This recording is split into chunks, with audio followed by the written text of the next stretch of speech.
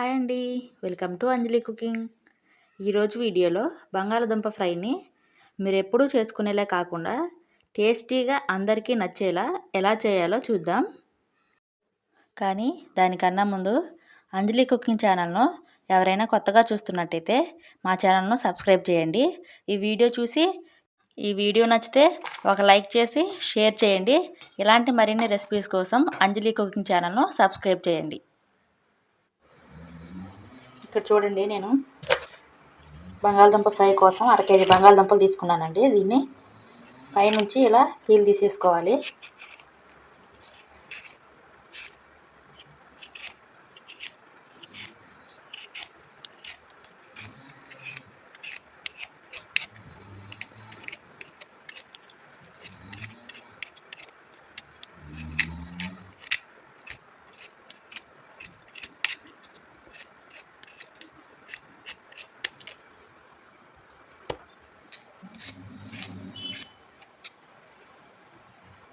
చూడండి, ఈ విధంగానే అన్నీ కూడా పీల్ తీసేసాను. ఇప్పుడు వీటిని ముక్కలుగా కట్ చేసుకుందామండి.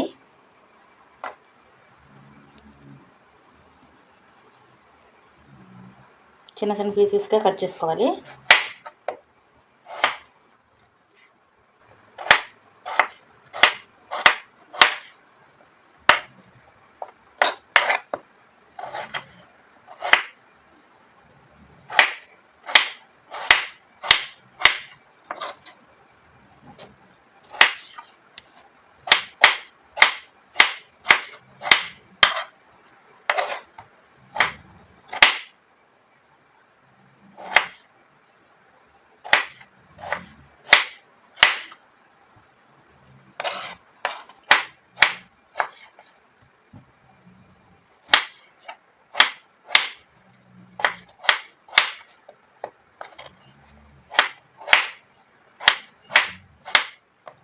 చూడండి, ఈ విధంగానే ముక్కలన్నీ కూడా కట్ చేసుకోవాలి.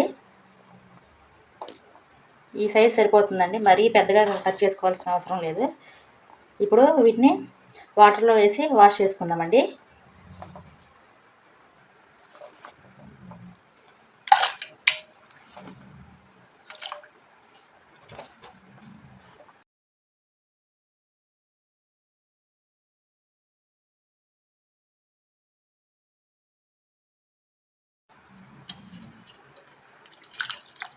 ఇలా శుభ్రంగా వాష్ చేసుకోవాలి. ఇలా వాష్ చేయటం వల్ల కూర అనేది చాలా బాగుంటుందండి. మనం ఫ్రై చేస్తున్నాం కాబట్టి ఇలా వాష్ చేసుకుంటేనే కూర అనేది చాలా పొడి పొడిలాడుతూ బాగా ఉంటుందండి. లేదంటే ముద్ద ముద్దగా అయిపోతుంది కూర.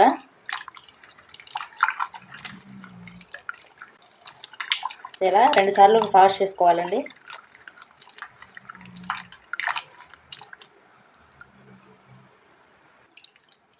మనం ఇలా వాష్ చేసుకున్నామంటే కూర అనేది ముద్ద ముద్దగా అవ్వకుండా చక్కగా పొడి పొడిలాడుతూ ఫ్రై చేసుకుంటున్నాం కాబట్టి పొడి పొడిలాడుతూ ఉంటుందండి. అందుకని కంపల్సరీగా ఇలా ఈ బంగాళదుంప ముక్కల్ని వాష్ చేసుకోవాలి.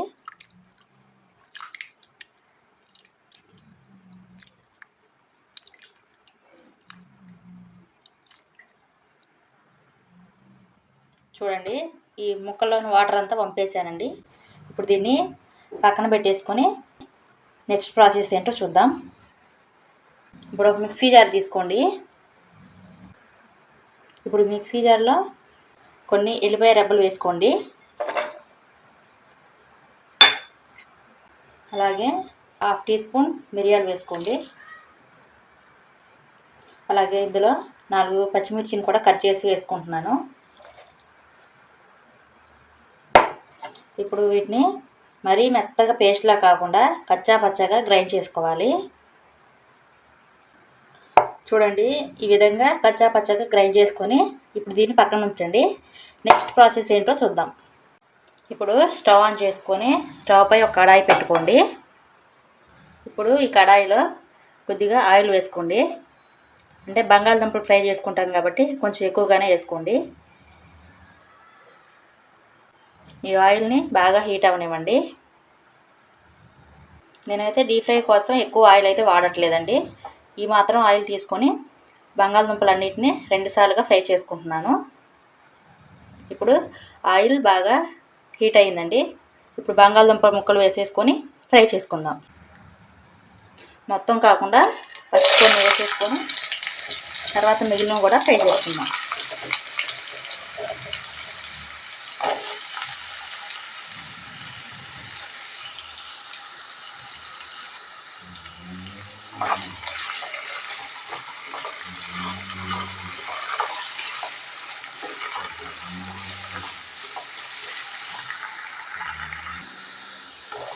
ఇలా ఫ్రై చేసేటప్పుడు మంట మాత్రం హై ఫ్లేమ్లోనే పెట్టుకొని ఫ్రై చేసుకోవాలి, లేదంటే త్వరగా ఫ్రై అవ్వండి. ఇలా ఫ్రై చేసేటప్పుడు సాల్ట్ మాత్రం వేసుకోవద్దు, ఎందుకంటే ఈ త్వరగా ఫ్రై అవ్వమన్నమాట. సాల్ట్ వేసామంటే త్వరగా వేగవండి, అందుకని సాల్ట్ వేయకుండా ఫ్రై చేసుకోండి.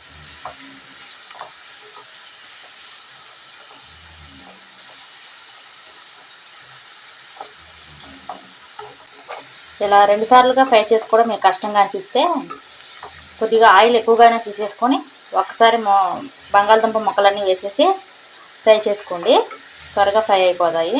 నేనైతే కొంచెంగానే తీసుకున్నాను కాబట్టి 2 సార్లుగా ఫ్రై చేసుకుంటున్నాను.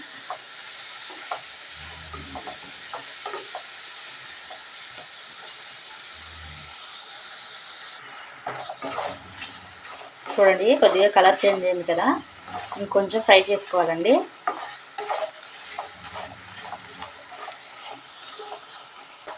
చూడండి, ఈ బంగాళదుంప ముక్కలు అనేవి ఫ్రై అయిపోయాయండి. ఈ మాత్రం అయితే సరిపోతుంది, మరీ గట్టిగా వేపకండి. ఇప్పుడు వీటిని ఆయిల్లోని తీసేసి ఒక బౌల్లో వేసుకుందాం.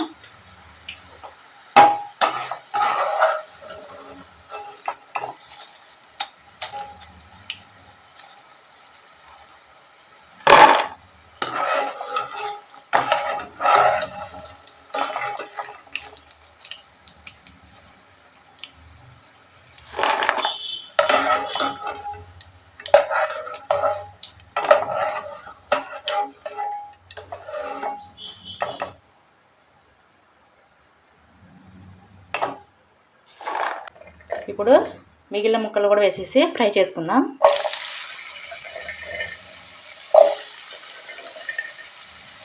ఆయిల్ ఏమి వేయాల్సిన అవసరం లేదండి, ఈ ఆయిల్లోనే మిగిలిన ముక్కలన్నీ వేసేసి ఫ్రై చేసుకోవాలి.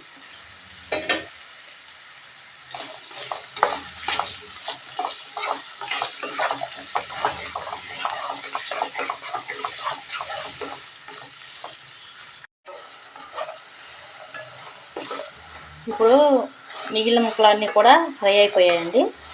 ఇప్పుడు వీటిని కూడా ఒక బౌల్లోకి తీసుకుందాం.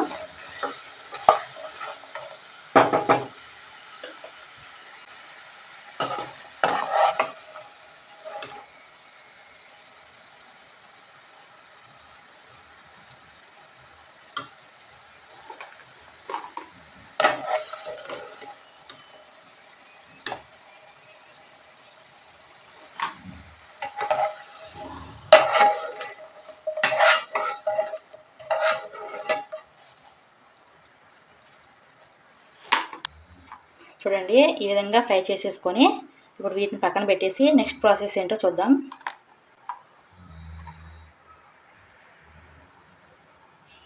ఇప్పుడు ఇదే కడాయిలో చూడండి, బంగాళదుంపలు వేయించగా మిగిలిన ఆయిల్తోనే ఇప్పుడు మనం కర్రీ కూడా చేసేసుకుంటున్నాం. ఇంకా ఆయిల్ ఏం తీసుకోవాల్సిన అవసరం లేదండి, ఈ ఆయిలే సరిపోతుంది. ఇదే ఆయిల్లో ఒక పెద్ద సైజు ఉల్లిపాయ కట్ చేసేసుకొని ఇందులో వేసుకోండి.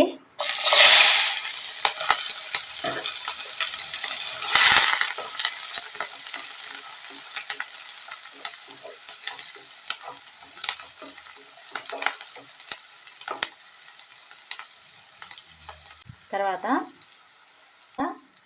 పచ్చిశనగపప్పు, ఆవాలు, జీలకర్ర ఇందులో వేసుకోండి.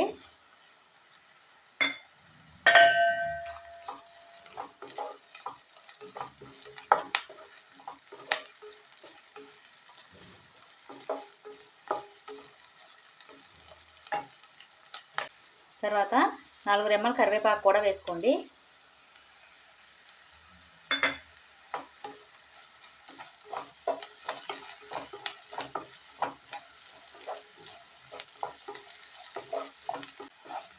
వీటిని ఆయిల్లో బాగా ఫ్రై చేసుకోవాలి.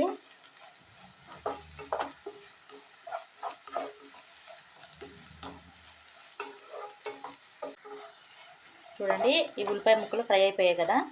ఇప్పుడు ఇందులో బంగాళదుంప ముక్కలు వేసుకుందాం.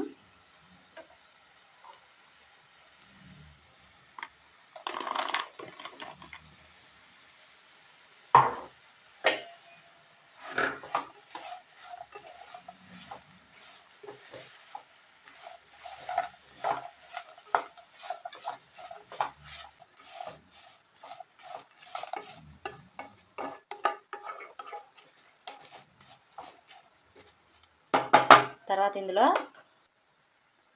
1/2 టీ స్పూన్ పసుపు వేసుకోండి.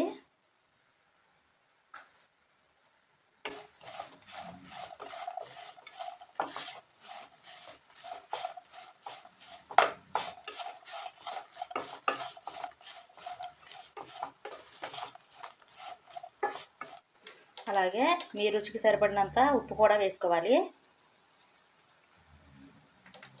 మీరు ఎంతైతే తినగలరో చూసుకొని వేసుకోండి.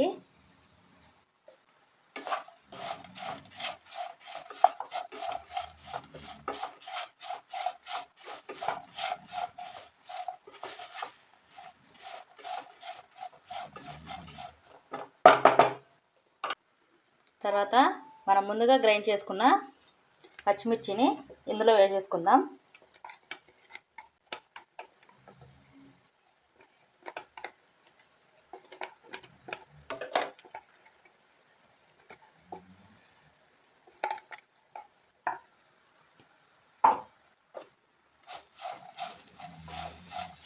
దీన్ని పచ్చివాసన పోయేంత వరకు ఫ్రై చేసుకోండి.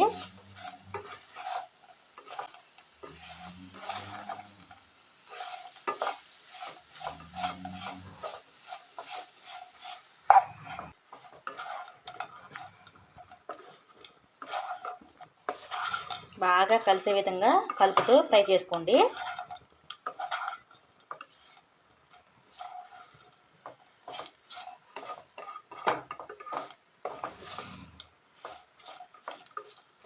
ఇలాగే 2 నిమిషాల పాటు కలుపుతూ పచ్చివాసన పోయేంత వరకు ఫ్రై చేసుకోండి.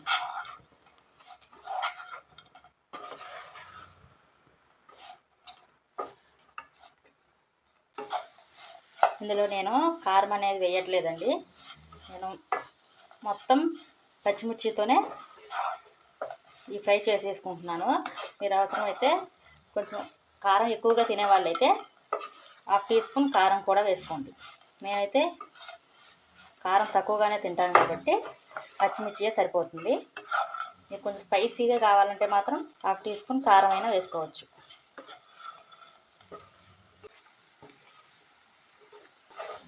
అయిపోయిందండి. దీన్ని పచ్చివాసన పోయేంత వరకు ఫ్రై చేసేసాను. ఇప్పుడు స్టవ్ ఆపేసి చాలా అంటే చాలా బాగుంటుందండి ఈ ఫ్రై. మీరు సాంబార్ కానీ పప్పు కానీ ఏం చేసుకున్నా కూడా సైడ్ డిష్గా చాలా బాగుంటుంది. అంతే అండి, చూశారు కదా టేస్టీగా బంగాళదుంప ఫ్రైని ఎలా చేయాలో. మీరు కూడా ఈసారి ఇలా ట్రై చేయండి. సాంబార్లోకైనా రసం పప్పు ఇలా ఎందులోకైనా సైడ్ డిష్గా చాలా బాగుంటుందండి.